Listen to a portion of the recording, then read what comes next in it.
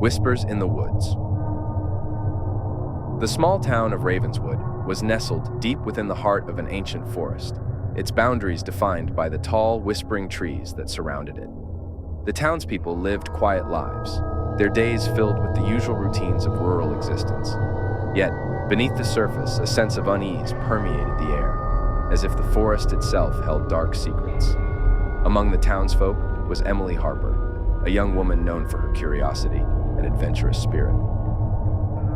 One autumn evening, as the sun dipped below the horizon and cast long shadows over the land, Emily decided to explore a part of the forest that few dared to venture.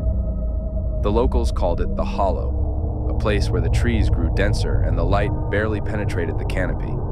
Emily set off with a flashlight and a sense of determination. She had heard the stories, of course, whispers of strange sounds, ghostly apparitions, and people who had wandered into the Hollow never to return. But Emily was not one to be swayed by tales. She believed in facts, not folklore. As she walked deeper into the forest, the air grew colder, and an unnatural stillness settled around her. The path was barely visible, overgrown with thorny bushes and tangled vines. Her flashlight beam cut through the darkness, revealing twisted branches that seemed to reach out like skeletal hands. After an hour of trudging through the underbrush, Emily stumbled upon a clearing.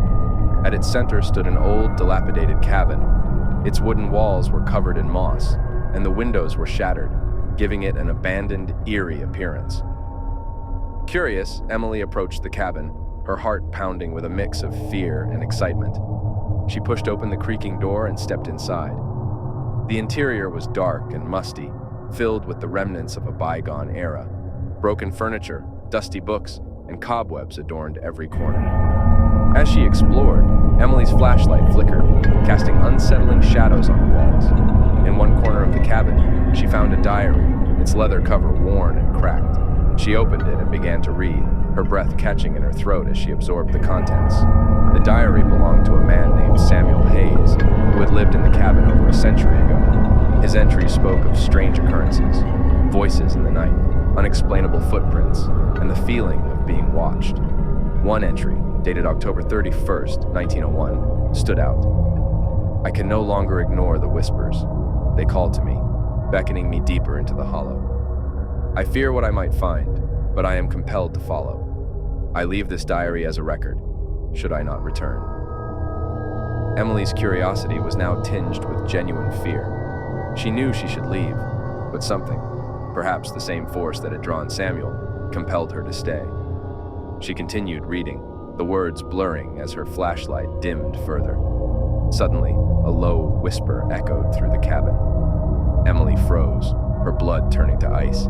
She strained to listen, her heart pounding in her ears. The whisper grew louder, a chorus of voices murmuring incoherent words. Panic surged through her, and she dropped the diary, backing away toward the door. As she turned to leave, the flashlight went out completely, plunging her into darkness. Desperately, she fumbled for her phone, using its feeble light to find her way out. But the whispers followed her, growing louder and more insistent. She stumbled through the forest, the voices echoing in her mind, filling her with a sense of impending doom. Emily's phone died just as she reached the edge of the clearing. She glanced back and saw figures, shadowy and indistinct, emerging from the cabin, their eyes glowing with an unnatural light. She ran, branches tearing at her clothes and skin, her breath coming in ragged gasps. Finally, she burst out of the forest and into the open fields surrounding Ravenswood. She collapsed, exhausted and terrified, as the whispers faded into the distance. She lay there, staring up at the night sky, trying to comprehend what she had experienced. In the days that followed, Emily told her story to anyone who would listen. Most dismissed it as a figment of her imagination, a result of the town's eerie atmosphere and the power of suggestion. But a few believed her, those who had their own encounters with the Hollow's dark presence. As the years passed, Emily never returned to the forest. She couldn't shake the feeling that something ancient and malevolent, lurked within its depths. She moved away from Ravenswood, hoping to leave the memories behind. But at night, as she lay in bed, she could still hear the whispers, faint but persistent, calling to her from the shadows. One Halloween night, many years later, a group of teenagers from Ravenswood decided to explore the hollow, spurred on by Emily's story. Armed with flashlights and bravado, they ventured into the forest,